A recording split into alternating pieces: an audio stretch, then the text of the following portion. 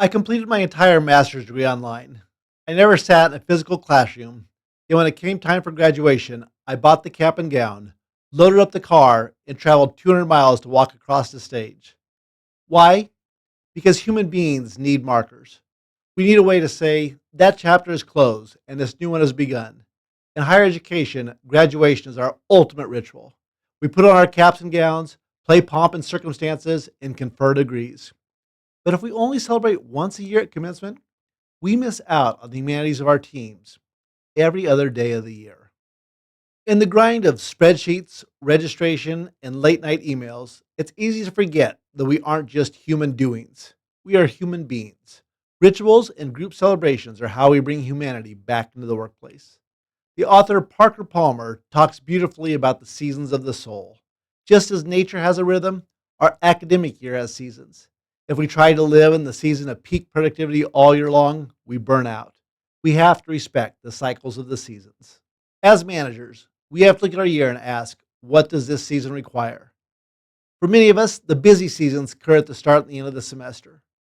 My brother is a farmer, and during his busy seasons of planting and harvest, he works as much as he can to get the work done. These are planting and harvest times. We don't have time for the extras here, so the rituals should be small and supportive, but it's important to gear up and recognize the importance of the work we do. The extra effort at the start of the semester helps our students get a strong foundation for the start of their academic journey. The end of the semester helps wrap up the work. For our rituals, it is a quiet check-in, bagels and cream cheese, or the hang in there note. After the busy seasons, we need time to breathe. I make it a ritual to take my direct reports out for a purely social lunch before the December break and after graduation. No agendas, no to-do list, just a shared meal to mark the end of the push. The summer season for many of us is our time for growth. It's when we bring the larger group together for professional development, but more importantly, for recognition. Whether it's grilling hamburgers for the staff before the fall rush or hosting a retreat, we are tilling the soil for the year ahead. Rituals don't have to be expensive, but they must be consistent. Here are a few ways I've tried to build this rhythm. Food is a very important ritual. When I was at McCook, at the start and end of the year, I brought in roasters of chili and potato soup for the whole campus, or flip burgers for everyone. There's something ancient and powerful about sharing a meal that breaks down departmental silos. For me, milestones are very important. They begin with birthdays and work anniversaries. These aren't just dates, they're markers of a life well lived. I try to send cards to all the enrollment services team members on these dates. In addition to that, quarterly potlucks at CAC isn't just about the food.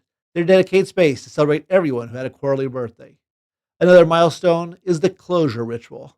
When someone retires or moves on, how we treat their exit speaks volumes to the people saying.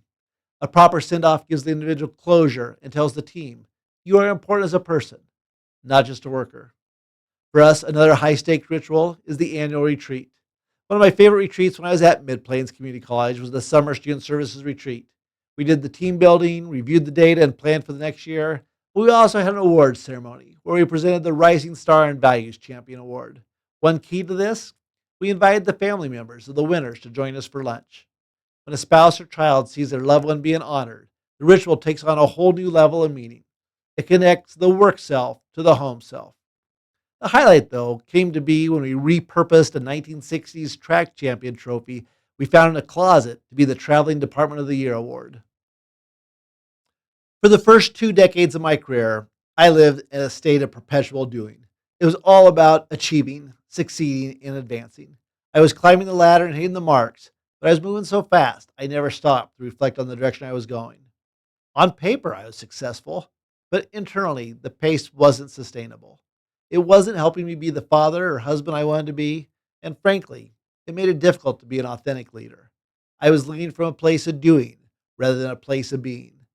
That changed when I had the opportunity to participate in a Courage to Lead retreat series at the W.K. Kellogg Biological Station on Lake Gall, Michigan. We met 4 times over the course of a year, and each retreat was centered on a different season.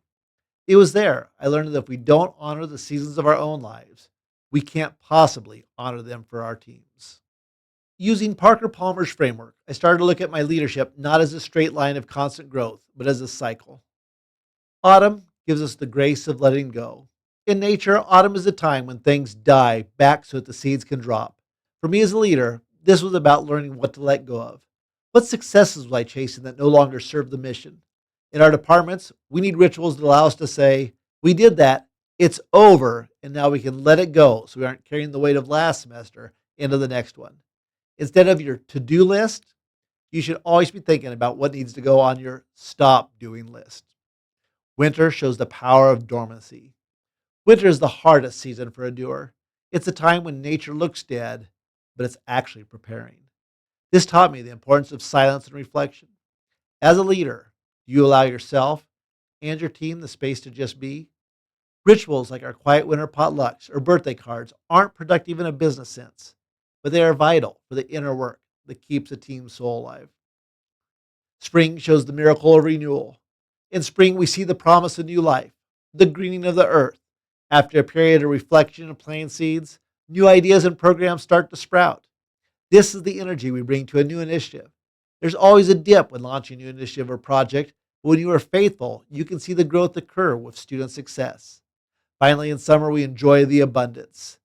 Summer is the season of outward expression and fruition. This is where we celebrate the successes of our students and growth of our staff. It's a beautiful season of awards, graduations, retreats, and value champion ceremonies. I learned that summer is only beautiful because it followed the death and decay of fall, the rest renewal of winter, and the sprouting of new life in the spring. When we celebrate our successes, we are celebrating the results of an entire cycle of growth. Now it's your turn to move from reflection into action. Attached to this lesson is the Leader's Seasonal Reflection Worksheet. I want to challenge you to take 30 minutes this week. Find a quiet spot, maybe even outside, and go through it. First, look at your team. Use the quick reference guide along with the worksheet following this to identify one ritual you can implement for the current season you are in. It doesn't have to be a grand gesture. Remember, even a single drop fills a bucket. Second, reflect on your own journey. Which season are you in personally? What do you need to add to your stop doing list? Rituals are the heartbeat of our work.